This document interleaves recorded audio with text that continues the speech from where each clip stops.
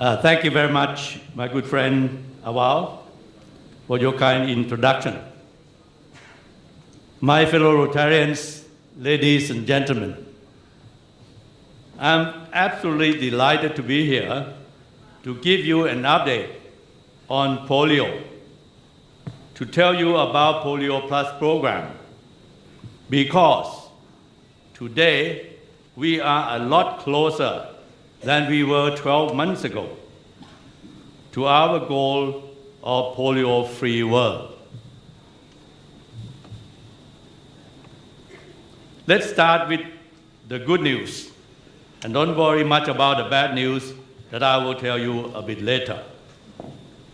12 months ago, only 50% of the world's children lived in areas that had been certified as free of indigenous polioviruses.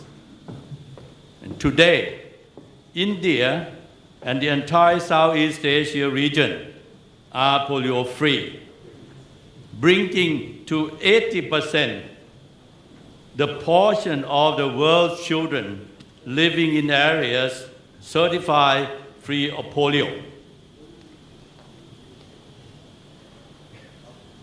12 months ago, only one of the 3 types of polioviruses had been eliminated, and that one, the type 2 virus, had disappeared more than 10 years earlier.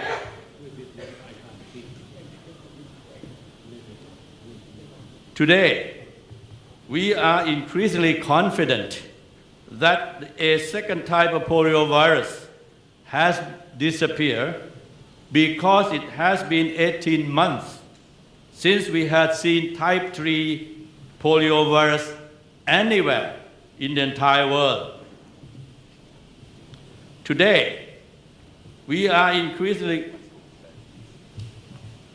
and 12 months ago, Nigeria, the source of more cases and international exportations than any other country in Africa, had already reported over 24 polio-paralyzed children. Today, the number is only 6. And that very low number is the result of real progress in raising immunization coverage across the northern areas. Ladies and gentlemen, the PolioPlus world today is very different from that of just 12 months ago. Today we are much, much closer to completing eradication. Southeast Asia has been certified free of polio because of Rotary's persistence. Nigeria is sustaining its momentum through a difficult election year because of Rotary's advocacy. The polio outbreaks you have heard about in the Middle East and the Horn of Africa are on the wane because Rotarians responded rapidly. And high-risk areas like Mali remain polio-free because Rotarians continue to protect their progress. Our new polio endgame plan has unparalleled international support because of Rotary's advocacy with world leaders. Now, the bad news. Looking back, 3 major challenges stand out. As you all know, the last 12 months have also been one of the toughest periods in this history of PolioPlus. But it is these periods that we also learn the new things that ultimately bring us that much closer to a polio-free world.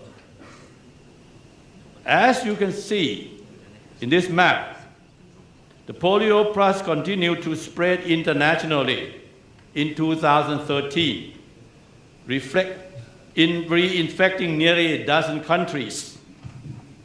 Although PolioPlus has seen dozens of countries reinfected in the past, this time it was particularly concerning because among the countries which became reinfected were some of the most challenging environments in the world for reaching children, such as war-torn Somalia and Syria.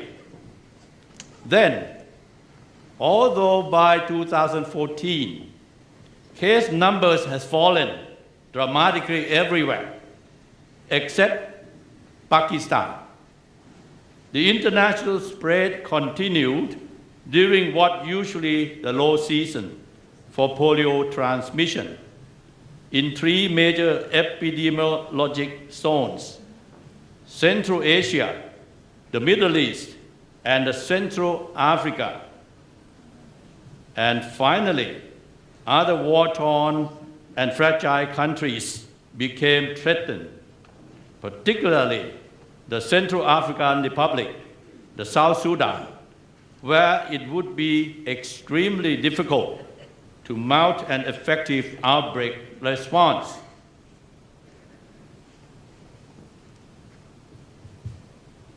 All of these factors led the Director General of World Health Organization to declare, for only second time, this time in history, an international public health emergency requiring a vaccination of all travelers prior to departure from these countries, both children, as you see here, in Pakistan, and adults as well.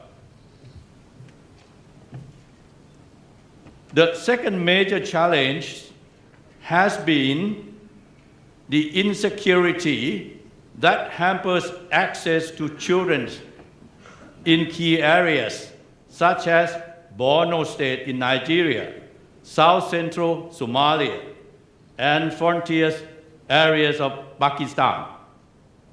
Hundreds of transit vaccination sites were set up so that every single child going into as well as out of every no-go areas were vaccinated. 6 months later, not one paralyzed children has been detected in that part of Somalia. And the third major challenge, as you can see in the graph, which is, of course, Pakistan, the most immediate striking thing about this graph is that already this year, Pakistan has 7 times more polio-paralyzed children than every other polio-infected countries combined. But the most important point is that, despite the new outbreak of 2013 and the massive challenges to reach all children in Nigeria and Afghanistan, all of these other countries are on track to stop polio in 2014. The world is on track. Only Pakistan is not. However, Pakistan reaches more children despite challenges. By the end of this year, another continent, Africa, could be free of all polio, and the world could be entirely free of all but one of the 3 viruses you set out to eradicate more than 25 years ago. This brings us very close to that tipping point where the complete realization of Rotary's dream will be a reality. Your role, what you can do. Addressing these challenges come with a cost. The bar on the left represents the cost to fully fund the polio eradication and endgame strategic plan to 2018. The bar on the right shows progress towards securing the fund needed. $1.8 billion has been confirmed, and there are sufficient funds pledged for 2014. But much depends on ensuring that pledged funds are fulfilled and in a timely manner. Rotary is working with governments to ensure that pledges are fulfilled and to secure the remaining $0.6 billion needed for full funding.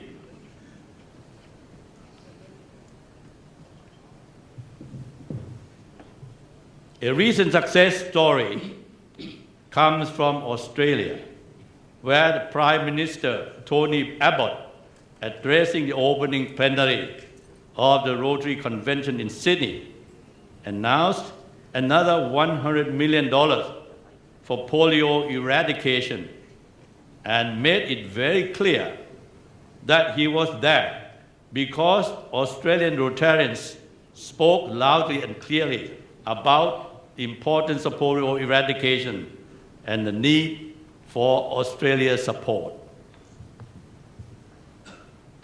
All Rotarians are invited to participate in history by supporting our End Polio Now, Make History Today campaign. Every $1 that Rotary commits in direct support for polio immunization, up to $35 million that Rotary commits,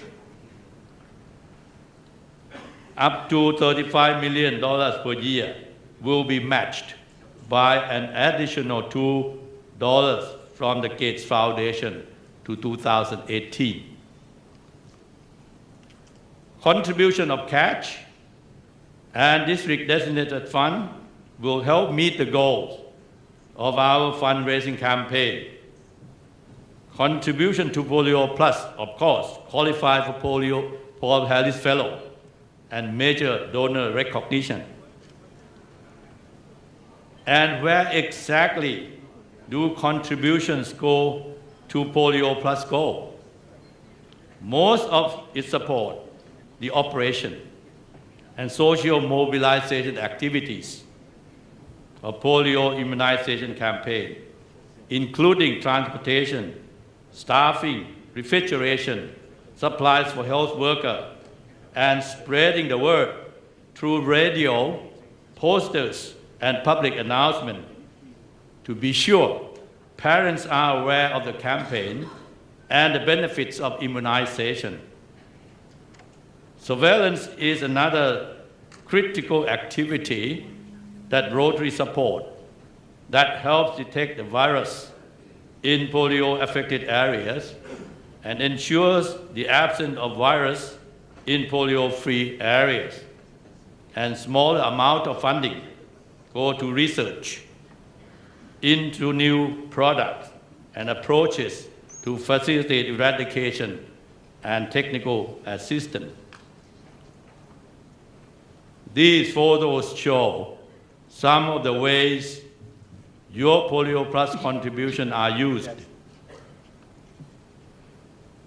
Our mission is also to educate Rotarians and non-Rotarians alike about our efforts to eradicate polio by highlighting the progress in polio eradication and what needs to be done to finish the job, especially in the polio-free donor countries where polio is often a distant memory. And finally, the eradication of polio will leave a lasting legacy far beyond the elimination of a dreaded disease, though this is monumental in itself. All of the lessons we have learned about how to tackle the most difficult challenges that we have talked about today can and are being applied to benefit many other public health and development initiatives. A network of 145 laboratories, many of which were equipped through the support of Rotary's PolioPlus program, provides surveillance support for other diseases. These labs will continue to support disease surveillance efforts long after polio is eliminated. This is nothing more sustainable than the complete eradication of a disease. This is an investment that will yield tremendous return. Already, 10 million polio cases and 1.5 million deaths have been averted as a result of a global polio eradication initiative. These figures will grow in perpetuity. And of course, no parents anywhere will ever have to fear that their child will be crippled by polio again. Thank you very much.